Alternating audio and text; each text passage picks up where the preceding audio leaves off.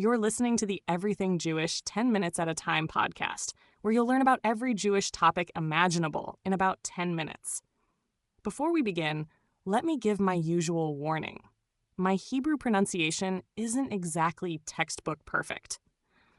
Honestly, sometimes it sounds like I'm letting Siri autocorrect Hebrew words after a double espresso. So if Anielewicz or Żydowska Organizacja Bojowa doesn't roll off my tongue the way it should, blame my artificial intelligence voice, not Jewish history.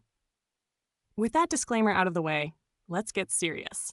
Today's topic is the Warsaw Ghetto and the Warsaw Ghetto Uprising. This isn't a lighthearted episode. It's about unimaginable suffering and incredible bravery. Still, I'll explain it in clear, accessible terms, with some modern analogies, so you can picture what was happening. The story begins in late 1940, when Nazi Germany walled in nearly 500,000 Jews into just a few square miles in Warsaw, Poland. Overcrowding, starvation, and disease ravaged the population. Yet in the midst of despair, a spark of defiance grew. By 1942, the Nazis launched Grossaktion Warschau, a mass deportation to Treblinka, where hundreds of thousands were murdered. From July to September of that year, more than 250,000 Warsaw Jews were sent to their deaths. Only about 50,000 remained inside the ghetto. Out of that remnant, young men and women formed underground resistance groups. They understood they couldn't defeat the Nazis, but they could at least resist. Imagine being a teenager with almost no food, barely any weapons, and knowing that the world outside barely believed what was happening. Yet these youth movements said, if we must die, we'll die fighting. Two main organizations emerged, the ZOB, led by Mordechai Anielewicz, and the ZOZW, which had ties to Polish underground forces. Together, they gathered maybe 700 to 1,000 fighters. Their weapons? A handful of pistols, rifles smuggled in, a couple of machine guns, and homemade grenades. Against them stood thousands of German soldiers armed with tanks, flamethrowers, and artillery. On paper, it looked hopeless. In reality, they changed history. The Germans decided to liquidate the ghetto completely in April 1943. They expected to walk in, round up the last Jews, and be done. Instead, on April 19th, the eve of Passover, they walked into an ambush. Resistance fighters hurled Molotov cocktails, tossed grenades, and shot at soldiers from rooftops. Imagine stormtroopers in full gear being forced to retreat from starving teenagers armed with homemade bombs. It shocked the Germans. In the first few days, fighters managed to destroy vehicles, kill dozens of Nazis, and make the mighty SS look clumsy. Mordechai Anielewicz directed operations from a bunker at 18 Mila Street, coordinating fighters who darted through secret tunnels and courtyards. Kids acted as messengers, slipping between hiding spots with notes and ammo. Even Stroop, the German commander, admitted in his later report that these weren't cowards, but determined fighters. For nearly a week, the ghetto's narrow streets belonged to the Jewish resistance. For the first time, Nazi soldiers hesitated. For the Jews, it was a moment of reclaimed dignity. The Germans regrouped and escalated. They brought in more reinforcements, tanks, and flamethrowers. They dynamited entire buildings to collapse bunkers and burn fighters out of hiding. Yet the resistance adapted. They used sniper nests in attics, ambushed patrols from sewers, and set traps in the ruins. If this were a video game, the fighters would be on the hardest difficulty setting with no ammo, but still landing hits. On April 23rd, Anielewicz wrote his final letter. The dream of my life has become fact. Jewish self-defense in the ghetto has become a reality. We have risen in arms, not in order to save ourselves, but to defend Jewish honor. Days later, on May 8th, he and many comrades chose suicide in their bunker rather than surrender. Their deaths embodied the uprising's meaning, resisting to the last breath. Even after their fall, small groups kept fighting. To the Germans' frustration, this doomed rebellion lasted nearly a month. As the days dragged on, Stroop turned to scorched earth tactics. German troops torched entire streets, block by block. Flamethrowers sent walls of fire into hiding places, while artillery flattened what was left of buildings. By May 16, Stroop declared victory, celebrating by blowing up Warsaw's Great Synagogue as a symbolic gesture. But he couldn't hide the truth. It had taken him nearly 4 weeks to crush fewer than 1,000 starving fighters. Some Jews continued resisting from the sewers until June. A handful escaped through underground tunnels and joined Polish partisan units in the countryside. Out of the fighters, maybe only 20 to 30 survived. Thousands of civilians died in the flames or were captured and deported. Stroop's infamous report claimed only 16 German dead and 85 wounded, but survivors believe the toll was higher. Regardless of numbers, the humiliation was real. The Nazis thought it would take them days.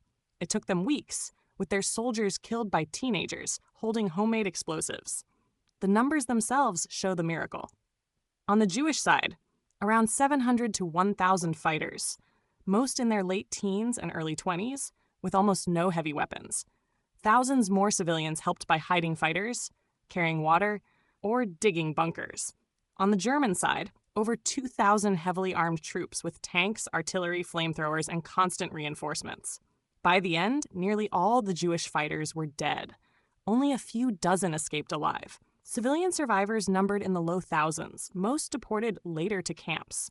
Yet, despite the devastation, the Jews achieved something no statistic can erase. They forced one of the most feared armies in history to fight house by house against the very people they claimed were weak and defenseless. They flipped the narrative. Instead of passive victims, they became fighters who proved the Nazis could bleed. The uprising wasn't about winning battles. It was about reclaiming humanity and dignity. Every German casualty was a reminder that Jews refused to go quietly into the night. Inside the ghetto, the conditions during the uprising were unimaginable. Thousands of civilians huddled in makeshift bunkers, some with weeks of food, others starving almost immediately. Sewers became escape routes, supply lines, and battlegrounds. The Germans tried to flood them with smoke and gas, killing entire groups underground. Yet morale somehow held. Fighters sang songs, prayed, and even joked to keep spirits alive. Emanuel Ringelblum and others documented events, hiding records in milk cans buried under rubble, later discovered after the war. These documents capture the humanity of the fighters. Teenagers preparing Molotov cocktails, mothers clutching children underground, rabbis blessing young men before they went to fight.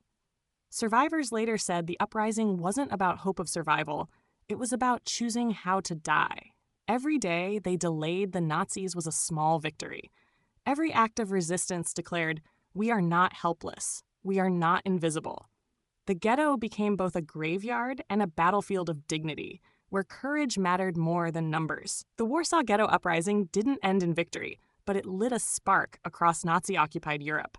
Word spread quickly, inspiring smaller uprisings in other ghettos like Białystok and in extermination camps like Treblinka and Sobibor.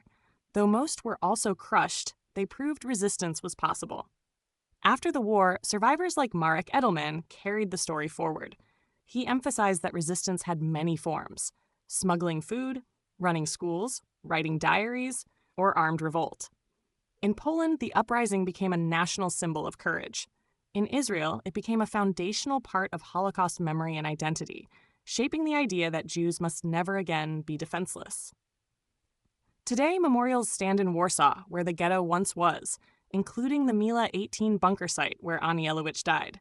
Visitors still come to honor those fighters, many of them barely older than high school students, who faced tanks with homemade grenades. Their story endures not as tragedy alone, but as proof that dignity and resistance can outlast even the fiercest oppression.